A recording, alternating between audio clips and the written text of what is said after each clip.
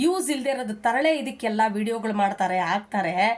ಇದನ್ನು ಯಾಕ್ರಿ ಯಾರು ಮಾಡ್ತಿಲ್ಲ? ದಯವಿಟ್ಟು ಬನ್ನಿ, ಎದ್ದೇಳಿ, ಕಣ್ ತೆಗೀರಿ. ನಿಮ್ಮ ಮನೆಗಳಲ್ಲಿ ಮಕ್ಕಳ ಮೇಲೆ ಅತ್ಯಾಚಾರ ಆಗ್ತಿದೆಯಲ್ಲಮ್ಮ, ಕಣ್ಣು ಮುಚ್ಕೊಂಡು ಯಾಕಿದ್ದೀರಾ ಮಹಿಳೆಯರೇ? ಎದ್ದೇಳಿ, ಎದ್ದು ನಿಂತರೆ ಎಲ್ಲ ಸಾಧನೆ ಮಾಡಬೇಕು. ಮೇಡಮ್ ದಯವಿಟ್ಟು ಹೇಳ್ತಾ ಇದ್ದೀನಿ, ಅರ್ಥ ಮಾಡ್ಕೊಳ್ಳಿ. ನಿಮ್ಮ ಮನೆಗಳಲ್ಲಿ ಆದಾಗಲೆಲ್ಲ ಅಲ್ಲಾಗಿರೋದು ನಮ್ಮ ಮನೆ ಅಂತ ತಿಳ್ಕೊಬೇಕು ಪ್ರತಿಯೊಬ್ಬರೂ. ದಯವಿಟ್ಟು ಬಾಲಕಿಯರ ಮೇಲೆ, ಚಿಕ್ಕ ಚಿಕ್ಕ ಮಕ್ಕಳ ಮೇಲೆ ಅತ್ಯಾಚಾರ ನಿಲ್ಲಿಸ್ಬೇಕಂದ್ರೆ ನಮ್ಮ ಹೆಣ್ಣು ಮಕ್ಕಳೆಲ್ಲ ಎದ್ದು ನಿಲ್ಲಬೇಕು. ಧರಣಿ ಕೂತ್ಕೊಳ್ಳೋಣ, ಬನ್ನಿ ತ್ಯಾಗ ಮಾಡೋಣ ರೀ, ನಮ್ಮ ದೇಶಕ್ಕೆ ಒಳ್ಳೇದು ಮಾಡೋಣ.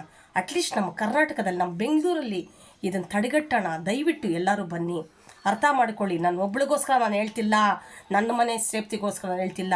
ಇಡೀ ಹೆಣ್ಣು ಮಕ್ಕಳು ಬಾಲಕಿಯರ ಮೇಲೆ, ಕಂದಮ್ಮಗಳ ಮೇಲೆ ಅತ್ಯಾಚಾರ ನಡೀತಿದೆ.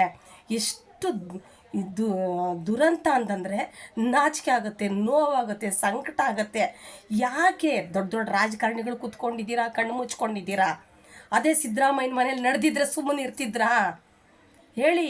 ಅವ್ರ ಮನೇಲೂ ಇಲ್ಲ, ಅವ್ರ ಜನಾಂಗ ಕುರುಬರ ಮೇಲೆ ನಡೆದಿದ್ರೆ ಇರ್ತಿದ್ರ? ನಾನು ಎಲ್ಲರ ಮೇಲೂ ಜಾತಿ ಭೇದ ಹೇಳಿ ಕೆಟ್ಟದಾಗಿ ಹೇಳ್ತಿಲ್ಲ, ಆದರೆ ಅರ್ಥ ಮಾಡ್ಕೊಳ್ಳಿ. ಯಾಕೆ ಸುಮ್ಮನೆ ಕೈ ಕಟ್ಕೊಂಡು ಕೂತಿದ್ದೀರಾ?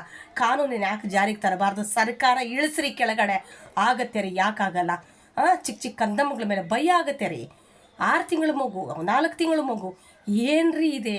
ಯಾಕೆ ಇಷ್ಟು ಕಾಮುಕರಾಗ್ತಿದ್ದಾರೆ ನಮ್ಮ ಬೆಂಗಳೂರಲ್ಲಿ? ಅದನ್ನು ತಡೆಗಟ್ಟಿ ಫಸ್ಟ್ ಯಾವಿದು ಮಾಡಬೇಡಿ. ಯಾವುದು ಮಾಡಿದ್ರೂ ನಿಜವಾಗ್ಲೂ ನನಗೆ ತುಂಬ ಕೋಪ ಬರ್ತಿದೆ. ನಾವು ಯಾವ ರೀತಿ ಹೇಳ್ಬೇಕು ಅರ್ಥ ಆಗ್ತಿಲ್ಲ ನನಗೆ.